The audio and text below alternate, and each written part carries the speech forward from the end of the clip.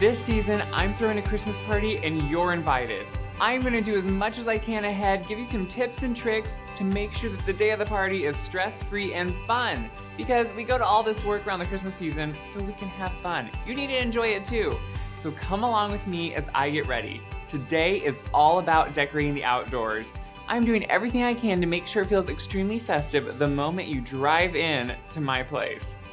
Of course, you don't have to do as much as I do or probably have as many pots as I do, but I love to fill them and I love to do the doorways.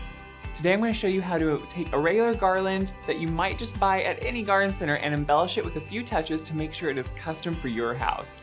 Let's get started.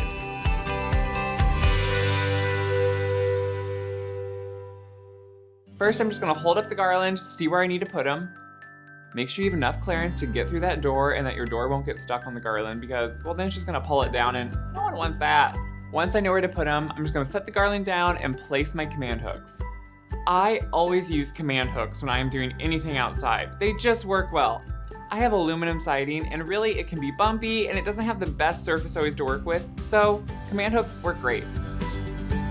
Garland can be a little bit heavier than you think, especially if it would snow or if it's a little damp outside, so use extra. I'm probably gonna use at least 3, but for sure 2 in each corner. Once I have my hooks up, I like to first put on my lights. This kind of sounds backwards, but I'm using these larger C7 bulbs, so I like to put them behind the garland. That way, when I put the garland over the top, I can just snake them around, clip them to different parts of the evergreens, and make sure they stick out just right. Once all my lights are placed on the garland and things are starting to feel a little bit more festive, I like to add just a few embellishments to make sure this garland is custom. I mean, if you go buy a custom garland with every single little piece of different green that you want, it kind of adds up. And while some of these greens can be pretty expensive, you only need to buy a bunch or 2 to really make an impact in this. To start, I'm just gonna put some magnolia leaves all around. Just take a couple bunches, trim them to smaller pieces, wrap them with a little bit of wire, and then just wire them on in different spots. You don't need to be worried about getting it too even or perfectly placed, just place them at different points and they will definitely stand out. I love magnolia. You cannot grow this southern type of magnolia here. I love the big glossy leaves. I love that both sides of the leaves are beautiful. One side is like a textured brown, kind of burnt orange color. The other is this glossy green. Seriously, if I could grow these, I would have a field full. I would. I'd be a magnolia farmer. That would actually be fun. If any of you have magnolia trees, bless you. I will give you my address. Seriously though. After your magnolia is on, you can just start placing some boxwood around. If you can't find magnolia or boxwood, just use some different greens that work for you. There's of course eucalyptus, organia, there are so many different types. I'm just trimming it into smaller pieces, again making sure that the wire is attached and then just wiring it around the garland.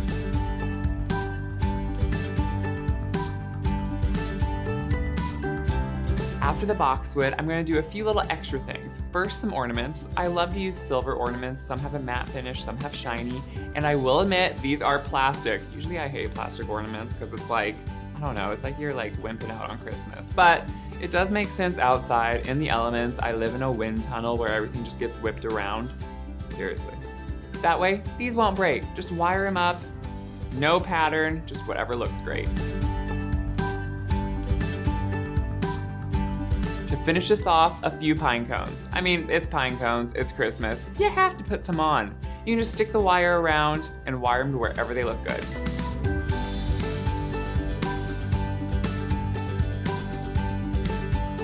Once it's done, it's like the Christmas bells are ringing at the door.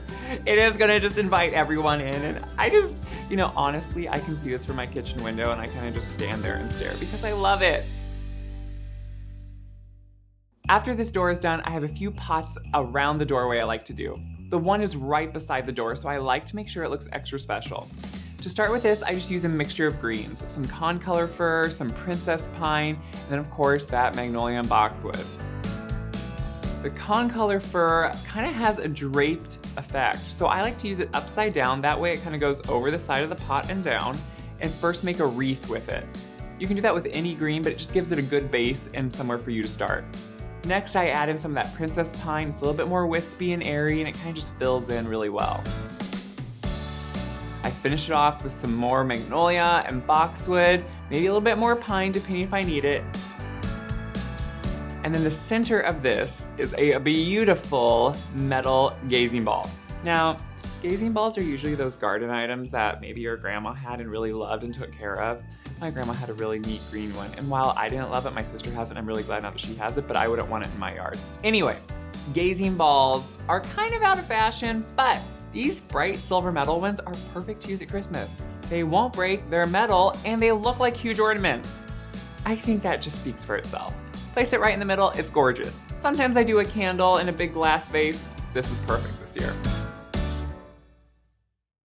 When you drive up and park, I have 2 large flower pots on either side of a bench. Those I just like to add a little bit of whimsy to. I have a big metal sphere in them. One, it adds structure, and it also gives a great place for me to put some birch branches. It kind of helps them hold up and gives a great asymmetrical look to them when I put them in. They don't need to be perfect, however works. I have a little bit of soil in the bottom to make sure that the branches will be able to stand firm. And then I just fill it up with those greens again. Some of that fir, the pine, the magnolia, the boxwood. It's like I'm singing a Christmas song the whole time, you guys. It's instant beauty.